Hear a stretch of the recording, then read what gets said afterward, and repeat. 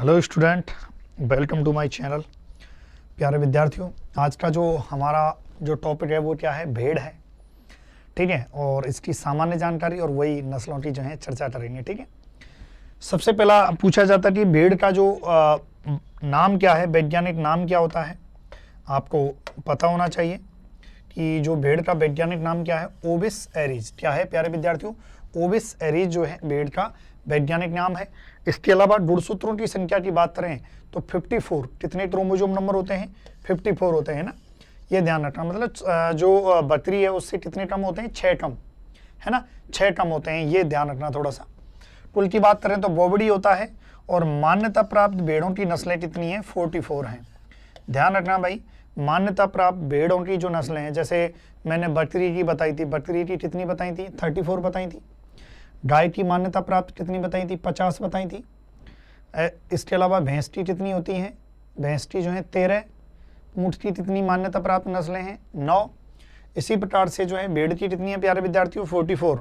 और मान्यता जो है ना, मान्यता कौन देता है भेड़ों की नस्लों को? NVAGR, national bureau of animal genetic resources, है ना, ध्यान रखना है। ये कहाँ पर स्थित है? करनाल, हरियाणा में। फिर उसके बाद पशुगणना 2017 की यदि बात करें तो जो भारत में जो है कुल पशु आपकी जो भेड़ें हैं, भारत में कुल भेड़ों की संख्या कितनी? 74, 74.2 मिलियन, है ना, ध्यान रखना है। 74.2 मिलियन जो है पूरे भारत में भेड़ों की संख्या है। इन पूरे भारत में भेड़ों की संख्या में से राजस्थान में कितनी है भाई? ये थोड़ा सा ध्यान रखें, आपसे पूछ ले भाई राजस्थान में कितनी है? तो राजस्थान में देखो 7.9 मिलियन भेड़ें हैं, है ना। भारत में कितनी है? 74.2 मिलियन है, जिसमें से अपने राजस्थान में कितनी है? 7.9 मिलियन है। और संख्या के आधार पर यदि मैं बात करूं तो राजस्थान का चौथा स्थान है भाई, 4th। हमारा राजस्थान में संख्या के आधार पर, किसके आधार पर? संख्या के आधार पर, भेड़ों की संख्या के आधार पर चौथा स्थान है। किसका? हमारे राजस्थान का। ध्यान रखना है ना। ठीक है प्यारे विद्यार्थियों, चलिए बहुत बढ़िया भाई। जैसे भैंसों की संख्या के आधार पर जो है दूसरा है, और बकरी में फर्स्ट है। इसी प्रकार से जो है इसके आधार पर जो है चौथा है। ठीक है प्यारे विद्यार्थियों, और आगे बढ़ते हैं कि सर्वाधिक भेड़ें राजस्थान में कहाँ पाई जाती हैं? बाड़मेर में। और न्यूनतम भेड़ें जो है बांसवाड़ा में पाई जाती हैं। मतलब सर्वाधिक भेड़ें कहाँ पाई जाती हैं? किस जिले में? आपसे पूछ ले कि पशुगणना 2017 के अनुसार सर्वाधिक भेड़ें बाड़मेर में पाई जाती हैं, और पशुगणना 2017 के अनुसार जो है न्यूनतम भेड़ें जो हैं बांसवाड़ा में पाई जाती हैं। इसके अलावा सामान्य जानकारी की बात करें तो सामान्य जानकारी में थोड़ा सा मैंने आपको पहले भी बता दिया था, और सामान्य जानकारी में मैं थोड़ा सा आपको बता देता हूं कि भाई जैसे ये आप हो, और आप क्या कर रहे हो भाई? आपने क्या देखा भाई? आपने एक झुंड देखा। क्या देखा? झुंड देखा। और इस झुंड को, सबसे बड़ी बात कि आपने इस झुंड को क्या नाम दे दिया? फ्लॉट नाम दे दिया। क्या नाम दे दिया प्यारे विद्यार्थियों? फ्लॉट। ध्यान रखना है, इस झुंड को आपने क्या नाम दे दिया? फ्लॉट नाम दे दिया। किसके झुंड को प्यारे विद्यार्थियों? इस भेड़ के झुंड को आपने क्या नाम दे दिया? फ्लॉट नाम दे दिया। बकरी का झुंड भी क्या होता है प्यारे विद्यार्थियों? बकरी का झुंड भी जो है फ्लॉट होता है। ध्यान रखें, इसमें आप जो है बकरी का झुंड वो भी क्या होता है? फ्लॉट होता है ना।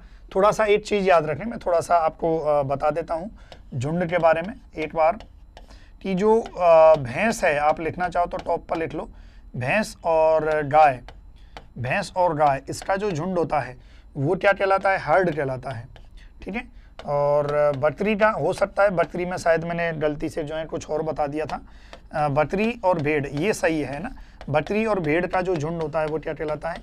फ्लॉट कहलाता है। ध्यान रखें, ये थोड़ा सा आप जो है टॉप पर लिख लें कि जो झुंड है गाय और जो है भैंस का झुंड हर्ड कहलाता है, बकरी और भेड़ का झुंड जो है वो फ्लॉट कहलाता है। ठीक है प्यारे विद्यार्थियों, चलिए आगे बढ़ें।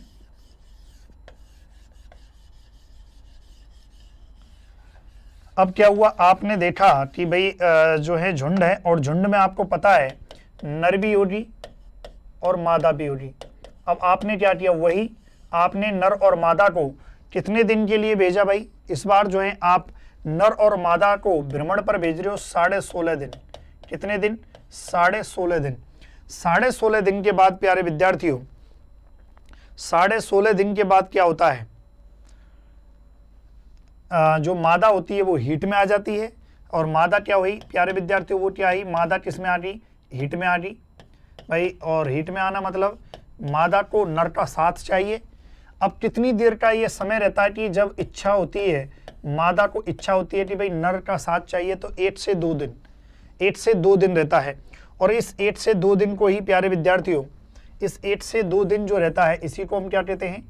मध्यकाल अवधि। मध्यकाल अवधि कहा गया है। क्या कहा गया है? मध्यकाल अवधि कहा गया है। और जो 16.5 दिन है, ये क्या होती है प्यारे विद्यार्थियों? भेड़ की मध्यचक्र अवधि। भेड़ की मध्यचक्र अवधि होती है। मतलब आपने भ्रमण पर भेजा कितने दिन के लिए भाई? 16.5 दिन। 16.5 दिन बाद क्या हुई? मादा की इच्छा हुई, है ना, वो नर का साथ चाहती है। कितनी देर के लिए भाई?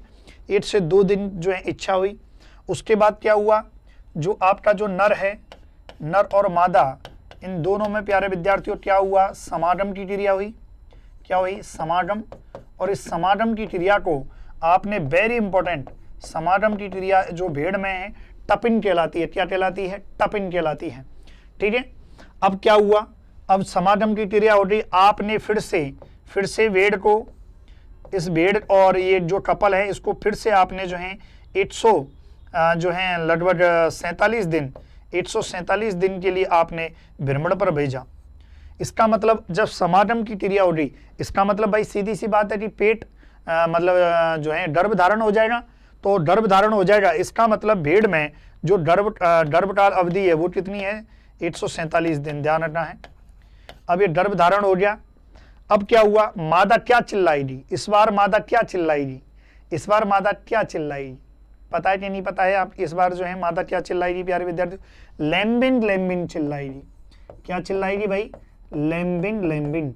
और इस बार जब मादा लैम्बिन लैम्बिन चिल्लाएगी, इसका मतलब ये है, इसका मतलब क्या है प्यारे विद्यार्थियों? बच्चा देने की क्रिया। बच्चा देने की क्रिया। भाई सीधी सी बात है, मादा इस बार कैसे चिल्ला रही है? लैम्बिन लैम्बिन। ठीक है। क्या चिल्ला रही है? लैम्बिन लैम्बिन। अब क्या हुआ? इसका मतलब इसका जो बच्चा है, इसका जो बच्चा है वो क्या कहलाएगा प्यारे विद्यार्थियों? लैम्ब। इसका मतलब ध्यान रखना, भेड़ का जो बच्चा होता है, जो नवजात होता है ना, नवजात कह दो या बच्चा कह दो, नवजात या बच्चा, वो क्या कहलाता है? लैम्ब कहलाता है। और लैम्ब बच्चा देने की मतलब बच्चा, ये जो निकला, इसकी क्रिया जो है भेड़ में क्या कहलाती है? लैम्बिन कहलाती है। समागम की क्रिया क्या है? टपिन कहलाती है। मध्यचक्र अवधि एस्टर साइकिल जो है 16.5 दिन। हीट पीरियड 1 से 2 दिन, है ना, और गेस्टेशन पीरियड 147 दिन। अब जो लैम्ब होता है प्यारे विद्यार्थियों, ये थोड़ा सा क्या है? बड़ा होता है। तो बड़ा होता है, इसका मतलब बेस्ट होता है। अब बेस्ट में भी नर है और बेस्ट में भी मादा है। भाई ये चाहो तो जो नवजात है वो नर भी हो सकता है और मादा भी हो सकता है। तो यदि प्यारे विद्यार्थियों ये बेस्ट नर है तो हम इसको कह देंगे नरलैम्ब, और ये मादा है तो इसको हम कह देंगे मादा लैम्ब। अब भाई बेस्ट हो गया, थोड़ा सा बड़ा हो गया। अब बड़े के बाद ये एडल्ट हो जाता है, मतलब एडल्ट मतलब भ्यालाक हो जाता है भाई। अब जब ये भ्यालाक हो गया, इसका मतलब एडल्ट को क्या कहेंगे? प्रौढ़ अवस्था। और प्रौढ़ यानी इंग्लिश में एडल्ट। अब एडल्ट में भी नर होगा और मादा होगी। अब जब भ्यालाक हो जाएगा तब इसको नर को क्या कह देंगे प्यारे विद्यार्थियों? रैम। और मादा को क्या कह देंगे? ईव। इन दोनों की शादी करा दो भाई, सीधी सी बात है। नर को हमने रैम कह दिया और मादा को क्या कह दिया? ईव कह दिया। तो लिखिए प्यारे विद्यार्थियों कि रैम और ईव जो है क्या होता है। ठीक है, चलिए अब क्या हुआ?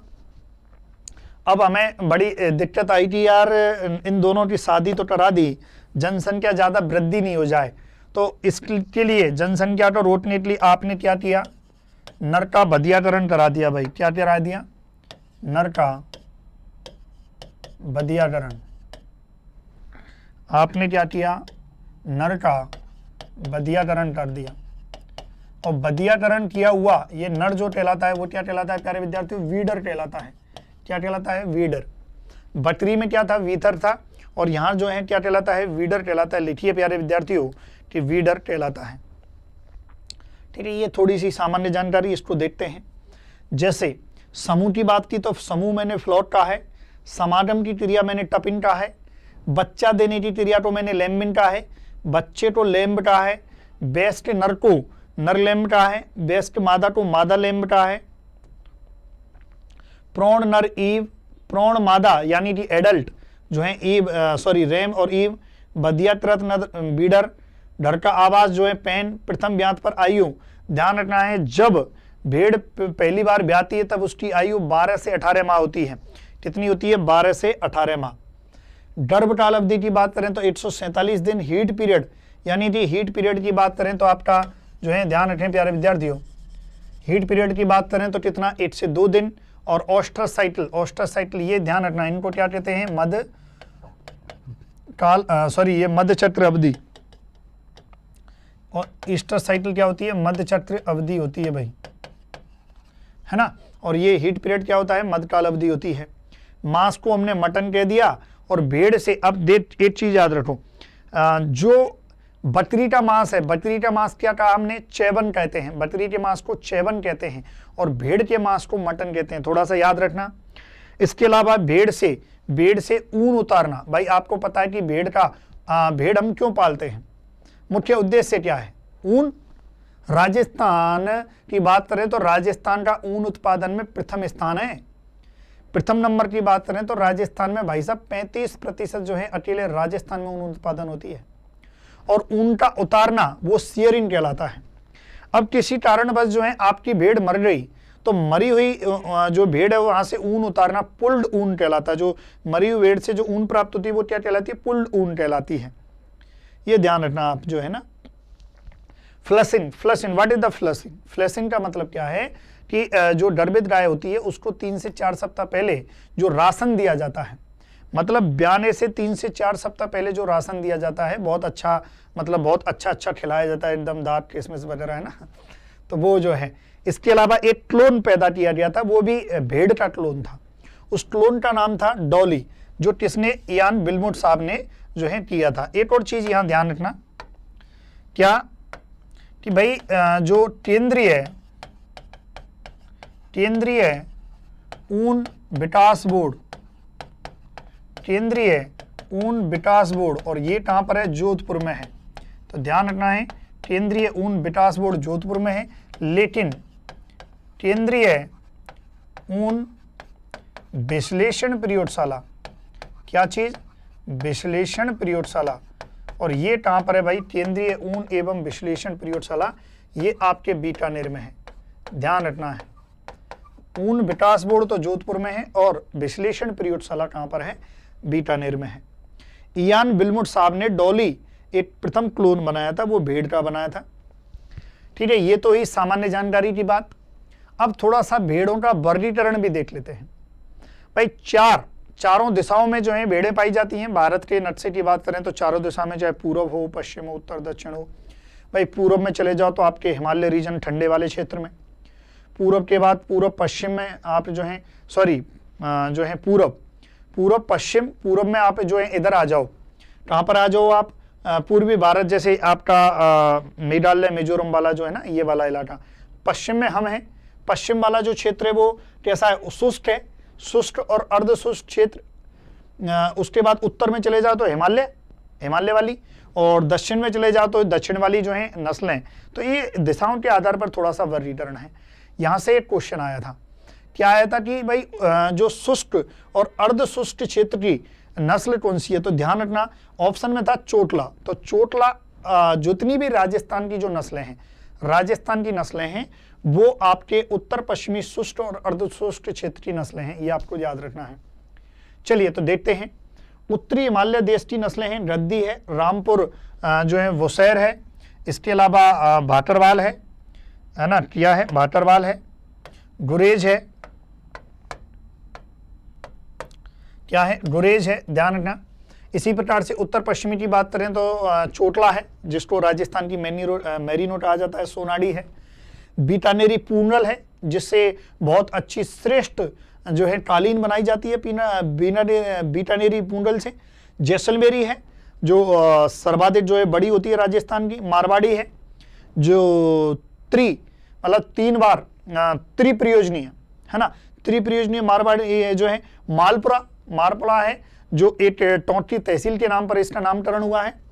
पूर्वी भारत की बात करें तो डेरोल है, गंजम है, और दक्षिण भारत की बात करें तो नेलोर है और मंड्या है। ठीक है प्यारे विद्यार्थियों, तो ये वर्गीकरण है, तो लिखिए प्यारे विद्यार्थियों इन वर्गीकरण को आप। ठीक है, चलिए बहुत बढ़िया। अब आगे बढ़ते हैं, नस्लों के बारे में जानते हैं। आपके सिलेबस में जितनी भी नस्लें हैं उनको अच्छे से देखते हैं। सबसे पहली है मारवाड़ी। इस मारवाड़ी के बारे में एक चीज खासियत है कि राजस्थान में, सुनना थोड़ा सा ध्यान से, लिखा हुआ है, थोड़ा सा सुनो कि राजस्थान में, पहला क्वेश्चन है कि भाई राजस्थान में सर्वाधिक कौन सी भेड़ें पाई जाती हैं, तो मारवाड़ी पाई जाती है। और मारवाड़ी जो भेड़ें हैं राजस्थान में पालने का उद्देश्य 3 है भाई साहब। मारवाड़ी को मांस के लिए भी पाला जाता है, मारवाड़ी को ऊन के लिए भी पाला जाता है, और मारवाड़ी को दूध के लिए भी पाला जाता है। इसका मतलब राजस्थान के लिए त्रिप्रयोजनीय, ध्यान रखना है, यहां पर नहीं लिखा है, मैं लिख देता हूं कि त्रिप्रयोजनीय भाई क्या है, त्रिप्रयोजनीय। और त्रिप्रयोजनीय में आप लिख सकते हो कि भाई टाई के लिए दूध, मांस और लिख लो आप ऊन, दूध, मांस, ऊन, ये तीनों चीजें लिख लो, है ना। राजस्थान में सर्वाधिक है। इसके अलावा जो यूरोपियन देश जो होते हैं, यूरोपियन जो देश हैं, यूरोपियन जो कंट्री हैं, वहां पर इसकी जो ऊन होती है, ऊन को जोरिया कहा जाता है। ये थोड़ा सा याद रखना कि किसकी ऊन को यूरोपियन देशों में जोरिया कहा जाता है, तो मारवाड़ी जो नस्ल है इसकी ऊन को जो है जोरिया कहा जाता है।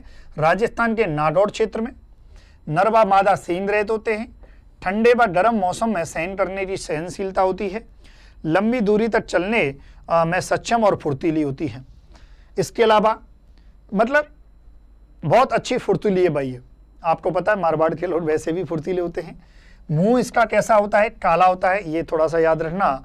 और ऊन की बात करें तो प्रतिवर्ष 1.5 से 2 पौंड केजी जो है ऊन प्रतिवर्ष इससे मारवाड़ी जो नस्ल होती है उससे प्राप्त होती है। ध्यान रखना है, ये राजस्थान में सर्वाधिक, यूरोपियन देशों में इसको जोरिया कहा है, क्या कहा है, जोरिया कहा गया है ना। थोड़ा सा याद रखने की कोशिश करें कि कौन सी भेड़ की नस्ल जो त्रिप्रयोजनीय है, मारवाड़ी है। राजस्थान में सर्वाधिक कौन सी नस्लें पाई जाती हैं, मारवाड़ी पाई जाती हैं। चलिए बहुत बढ़िया। अगली है चोटला। चोटला को राजस्थान की मेरिनो भी कहा जाता है, चोटला को छापर भी कहा जाता है, चोटला को शेखावाटी भी कहा जाता है, क्योंकि जो चोटला जो होती है वो राजस्थान के सेठावाटी क्षेत्र मतलब सीकर, चूरू, झुंझुनू, और इन तीनों जिले में भी मुख्य रूप से सीकर में ये आपकी जो चोटला नस्ल है ये पाई जाती है, सेठावाटी क्षेत्र की है। इसकी ये खासियत है कि भाई जो चोटला होती है ये लंबाई में और चौड़ाई में दोनों में ये लगभग बराबर होती है, इसीलिए ये वर्गाकार है भाई, ध्यान रखें। और मुंह की बात करें तो मुंह कैसा होता है, काले भूरे रंग का इसका मुंह होता है। कैसा होता है, काले भूरे रंग का इसका मुंह होता है। बाकी चोटला की बात करें तो ऊन कितनी प्राप्त होती है, 1.5 से 2.5 केजी प्रतिवर्ष, और नमदे बनाए जाते हैं, मैं आगे बताऊंगा। हालांकि जो नमदे और गलीचे जो बनाए जाते हैं वो मालपुरा के प्रसिद्ध हैं, वो मैं बताऊंगा कि मालपुरा नस्ल के प्रसिद्ध हैं नमदे और गलीचे। हालांकि इसकी ऊन से नमदे और गलीचे बनाए जाते हैं। छापर भी टाया राजस्थान की मेरिनो टाया जाता है, लंबाई चौड़ाई में वर्गाकार होती है, ध्यान रखना है। अब आ जाओ मालपुरा। मालपुरा के बारे में एक चीज जान लो, मालपुरा जो रहती है वो राजस्थान में, जैसे मैं बात करूं, राजस्थान की जो एकमात्र ऐसी नस्ल जिसका नामकरण राजस्थान के जिले की एक तहसील के नाम पर पड़ा है। टोंक जिले की एक तहसील है मालपुरा, जहां पर आपको पता हो कि अवधानगर टोंक में एक सेंट्रल आपका जो है केंद्रीय ऊन एवं भेड़ अनुसंधान संस्थान जो है अवधानगर टोंक में है, वहीं से इस नस्ल को निकाला गया है। और सबसे बड़ी खास बात कि मालपुरा का मुख्य उद्देश्य क्या है, मतलब आखिर इसको क्यों पाला जाता है। हालांकि ऊन तो प्राप्त होती है लेकिन मुख्य उद्देश्य है मांस, ध्यान रखना। पहला भाई नामकरण किसके आधार पर हुआ है, तहसील के आधार पर। इसके अलावा वर्गाकार ये भी कैसा होता है, जैसे चोटला वर्गाकार दिखाई देती है वैसे ही मालपुरा भी वर्गाकार दिखाई देती है। और सबसे बड़ी खास बात, मुंह, पेट और टांगों पर ऊन नहीं पाई जाती। इसका जो मुंह है आप देखो पेट जो रहता है और टान, यहां पर ऊन नहीं पाई जाती है। ये इसकी खासियत है टेस्टी मालपुरा की। ठीक है प्यारे विद्यार्थियों, मुंह, टान और ऊन जो है पेट पर ऊन नहीं पाई जाती है, ये टेस्टी विशेषता है मालपुरा की। अब आ जाओ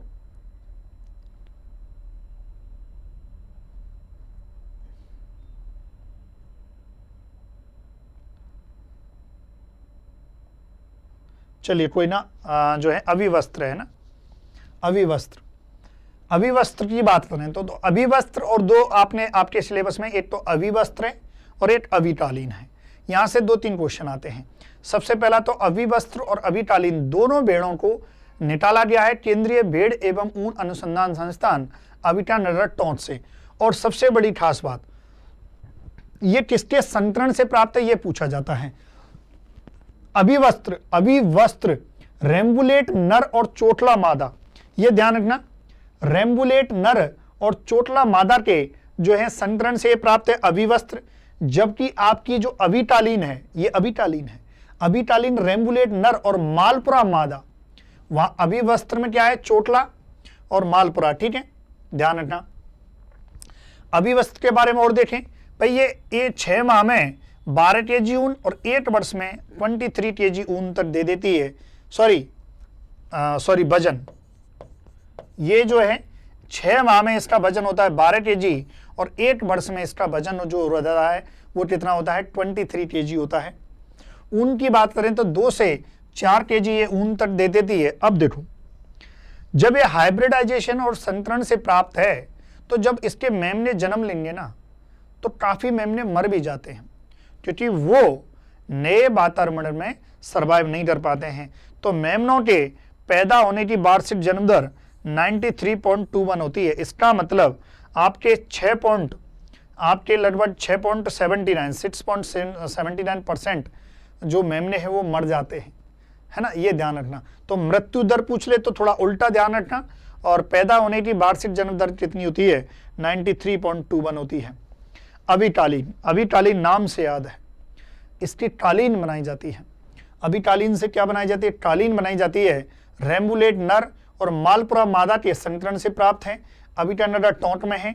टपिन की बात करें तो प्यारे विद्यार्थियों, इसकी टपिन प्रतिशत जो है कितनी होती है, 97। टपिन प्रतिशत से क्या तात्पर्य है कि इसमें जो समागम की क्रिया है वो उसकी सक्सेस रेट कितनी है, सफलता। भाई समागम हुआ, समागम के दौरान अंड धारण, गर्भ धारण कितने पशु कर लेते हैं, मतलब कुल मिला के ये कहना है तो 97.95 मतलब 98% जो है। इसके अलावा मेमनों के पैदा होने की वार्षिक जन्म दर देखो 81 है। इसका मतलब 18-19% तो मेमने मर जाते हैं। तो रेम्बुलेट नर और मालपुरा मादा के संतरण से प्राप्त कालीन बनाई जाती है। टपिन प्रतिशत 97 होती है। मेमनों के पैदा होने की वार्षिक जन्म दर, मृत्यु दर मत कर देना रे बाबलो, 91 है। फिर आ जाओ मेरिनो। मेरिनो के बारे में आप जानते हो कि मेरिनो का उत्पत्ति स्थान क्या है, स्पेन। और सबसे बड़ी खास बात की मेरिनो महीन अच्छी क्वालिटी की यदि ऊन प्राप्त होती है तो मेरिनो से होती है। एक चीज याद रखना, क्योंकि भेड़ में सींग नहीं होना एक नॉर्मल बात है, लेकिन एक चीज याद रखना, भेड़ों में सींग नहीं होना ये आम बात है, लेकिन यदि सींग है तो ये खास बात है। और ये देखो आप, मेरिनो के नर में सींग पाए जाते हैं, मादा में नहीं पाए जाते। ठीक है, ये ध्यान रखना है। चलिए देखते हैं दोबारा। मेरिनो उत्पत्ति स्थान स्पेन है। मजबूत प्रकृति की नस्ल जो विपरीत जलवायु परिस्थितियों में भी जीवन यापन कर सकती है। फिर उसके बाद इसकी खासियत क्या क्या है, इसका सिर ऊन से ढका हुआ रहता है, देखो ऊन से ढका हुआ है। गर्दन व कंधों की त्वचा में सलवटें पाई जाती हैं, जो गर्दन और कंधे की जो त्वचा होती है उसमें सलवटें पाया जाना। इसके अलावा तीसरा कैरेक्टर क्या है कि मादा तो सींग रहते और नर में सींग पाए जाते हैं। तो ये कोई भी कैरेक्टर आपसे पूछा जा सकता है कि भाई कौन सी नस्ल है जिसका जो सिर है वो ऊन से ढका हुआ है, तो मेरिनो है। इसके अलावा ऊन की बात करें तो 5 से 9 kg ऊन प्रति वर्ष इससे प्राप्त होती है, ये ध्यान रखना है। चलिए ये आप जो है थोड़ा सा नोट कर लें प्यारे विद्यार्थियों। फिर उसके बाद टराटुल। टराटुल के बारे में पहली बात कि एक क्वेश्चन की भाई पेल्ट, पेल्ट के लिए कौन सी नस्ल पाली जाती है? टराटुल। फिर बात आती है कि पेल्ट क्या है? पेल्ट होता है बेटा कि जो छोटे मेमने होते हैं ना, छोटे मेमनों को छोटी अवस्था में ही मार दिया जाता है और उनकी बाल सहित खाल, देखो बाल सहित खाल, ये क्या होती है? पेल्ट होती है। तो ध्यान रखना, टराटुल, टराटुल मुख्य रूप से पेल्ट के लिए पाली जाती है। पेल्ट क्या होता है? बाल सहित खाल, जिसको जो है लोड, जो रईस लोड आराम से वस्त्र के रूप में पहनते हैं। और उत्पत्ति स्थान क्या है? मध्य एशिया। इसमें भी वही है, मादा सीन रहित और नर में सीन पाए जाते हैं। ठीक है। उसके बाद प्यारे विद्यार्थियों, एक थोड़ा सा जैसलमेरी के बारे में, और एक जैसलमेरी छूट गई, जैसलमेरी, थोड़ा सा जैसलमेरी के बारे में जान लो कि जो जैसलमेरी जो रहती है प्यारे विद्यार्थियों, जैसलमेरी की यदि मैं बात करूं तो ये बड़े आकार की होती है। और बड़े आकार की होती है तो भाई सीधी सी बात है, कहां पाई जाती है? देखो ये तो बताने की जरूरत नहीं है, जैसलमेर में पाई जाती है, बड़े आकार की होती है। इसका मतलब मांस अधिक मिलता है। ध्यान रखना, जैसलमेरी जो है एक भेड़ की नस्ल है और इसलिए मांस भी अधिक मिलता है। ठीक है। और आपसे कोई पूछ ले कि भाई रेगिस्तानी नस्ल कौन सी है, और रेगिस्तानी नस्ल जो है आपकी जैसलमेरी है। और इसकी खासियत देखो, बरसात के बाद यदि इसकी ऊन आप कतरते हो तो ऊन पीली पड़ जाती है। तो ध्यान रखना, बरसात के बाद इसकी ऊन पीली पड़ जाती है। ध्यान रखना कि किसकी ऊन पीली पड़ जाती है बरसात के बाद। तो ध्यान रखना है प्यारे विद्यार्थियों, जैसलमेरी, जैसलमेरी की जो ऊन है वो पीली पड़ जाती है। और ज़्यादा नहीं, ऊन जो है ऊन की बात करें तो जो जैसलमेरी है इससे ऊन 1.5 से 3 kg प्रति वर्ष जो है, प्रति वर्ष ऊन जो है उत्पादन प्राप्त होता है। और यह भी जैसे आपकी चोटला है, मालपुरा है और आपकी जैसलमेरी है, ये पशु वर्गाकार दिखाई देता है, ये आपको याद रखना है। तो ये जैसलमेरी के बारे में ज़्यादा नहीं पूछा जाएगा आपसे। फिर उसके बाद आ जाओ कुछ और जो हैं, जैसे अन्य महत्वपूर्ण नस्लों की बात करें तो आपके ये देखो, हिसारडेल है, हिसारडेल मेरिनो नर और बीकानेरी मादा। बीकानेरी मादा को हम क्या कहते हैं? पूडल भी कहते हैं ना। मादा के संकरण से प्राप्त है हिसारडेल।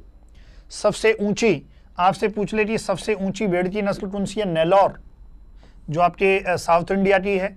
सबसे लंबी आपसे पूछ ले तो लोही। इसके अलावा आपको पता है कि लोई, जो ओढ़ने वाली सर्दी टाइट वस्त्र होता है, लोई, लोई किससे प्राप्त होती है? भेड़ की ऊन से। और कौन सी भेड़ से? भाकरवाल। इसके अलावा बीकानेरी भेड़, जिसे पूडल कहते हैं, श्रेष्ठ कालीन बनाई जाती है, ये आपको याद रखना है, श्रेष्ठ कालीन बनाई जाती है। इसके अलावा सोनाड़ी, सोनाड़ी जो है नस्ल उदयपुर की है। और मगरा जो नस्ल होती है नागौर और बीकानेर की है। तो प्यारे विद्यार्थियों, ये आपकी जो है भेड़ों की संपूर्ण जानकारी जो है कंप्लीट होती है। इसके अलावा आपसे एग्जाम में क्वेश्चन नहीं आएगा।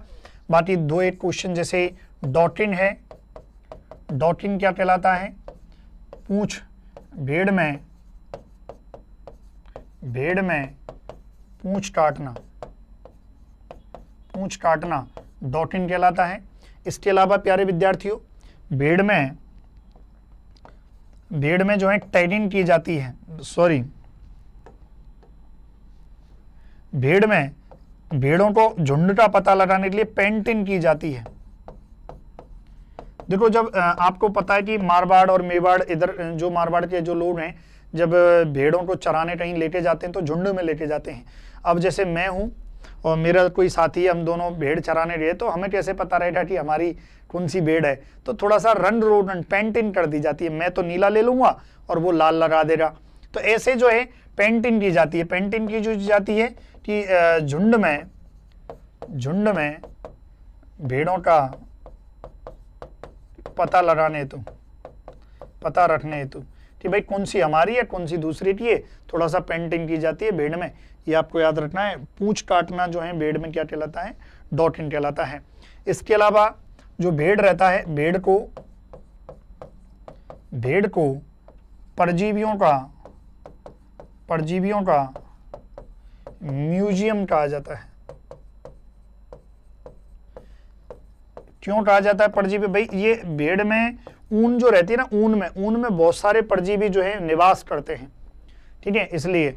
और पूंछ क्यों काटी जाती है भेड़ में? क्योंकि पूंछ हिलाती रहती है, तो जो ऊन रहती है ना, ऊन को डंडी करती रहती है जो है ना, तो इसलिए जो है प्यारे विद्यार्थियों, तो ध्यान रखें, ये आपकी जो है संपूर्ण जानकारी जो है भेड़ के बारे में कंप्लीट होती है। ओके प्यारे विद्यार्थियों, थैंक यू सो मच।